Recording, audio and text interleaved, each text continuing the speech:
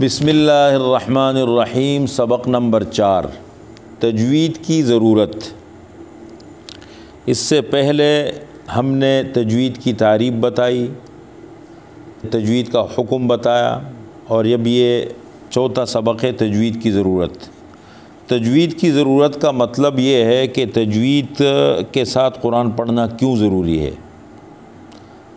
اگر ہم تجوید کے ساتھ قرآن کریم کو نہ پڑھیں تو اس سے کیا نقصان ہوگا، اس کو کہتے ہیں تجوید کی ضرورت۔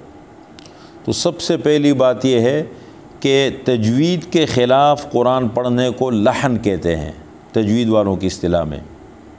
لحن کے معنی ہے غلطی۔ لحن کی دو قسمیں ہیں، ایک ہے لحن جلی اور ایک ہے لحن خفی۔ لحن جلی بڑی غلطی کو کہتے ہیں اور لحن خفی چھوٹی غلطی کو کہتے ہیں۔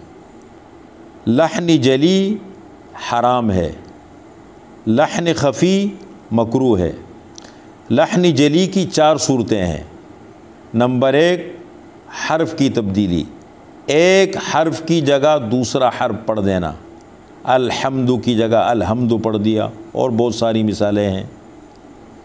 دوسری صورت ہے کسی حرف کو بڑھا دینا، الحمد للہ، تجوید کا پتہ نہیں ہوتا یا عادت بن جاتی ہے تو یہ غلطیاں واقع ہوتی ہے۔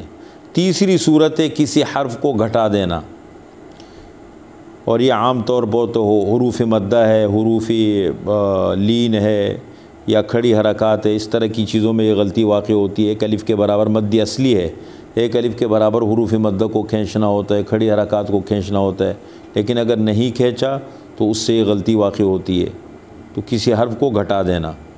اور چوتھی صورت ہے حرکات اور سکنات کی تبدیلی، زبر کی جگہ زیر پڑھ دیا، زیر کی جگہ پیش پڑھ دیا، اس سے معنی پہ بڑا اثر پڑتا ہے۔ تو یہ 4 صورتیں ہیں لحن جلی کی۔ دوسری قسم ہے لحن کی لحن خفی، اور لحن خفی مکروہ ہے۔ لحن خفی چھوٹی غلطی کو کہتے ہیں۔ کیا مطلب چھوٹی غلطی؟ یعنی تجوید کے خوبصورتی کے جو بعض قواعد ہیں ان کا خیال نہ رکھنا، ان کا لحاظ نہ رکھنا، جیسے را کے قاعدے ہیں، لام کے قاعدے ہیں، میم ساکن اور تنوین کے قاعدے ہیں، نون ساکن کے قاعدے ہیں، مد فری کی قسمیں ہیں، تو یہ سب لحن خفی میں آتے ہیں۔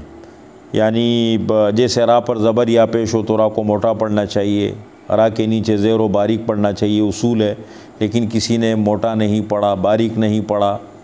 یا لفظ اللہ کے لام سے پہلے زبر یا پیش ہو تو اس کو موٹا پڑھنا چاہیے، لفظ اللہ کے لام کو باریک پڑھ لیا، اس سے پہلے زیر باریک پڑھنا چاہیے، موٹا پڑھ لیا، تو اس کو کہتے ہیں لحن خفی۔